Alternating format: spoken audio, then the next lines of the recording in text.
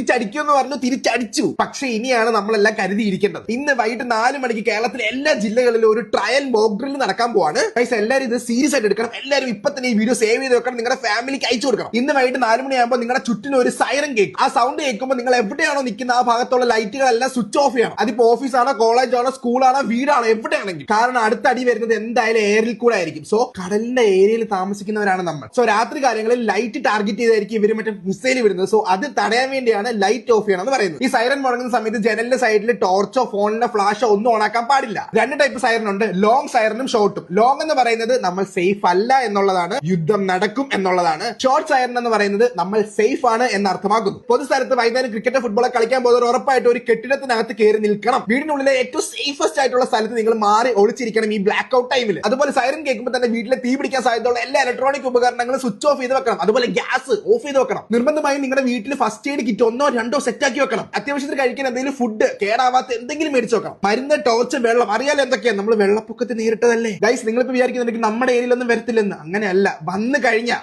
പറയാൻ പറ്റില്ല. പേജ് ഒന്ന് ഫോളോ ചെയ്തില്ലെങ്കിലും വേണ്ടല്ലോ, ഇപ്പൊ തന്നെ ഇത് എല്ലാവരും അറിയണം, എല്ലാവർക്കും അയച്ചു കൊടുക്കും.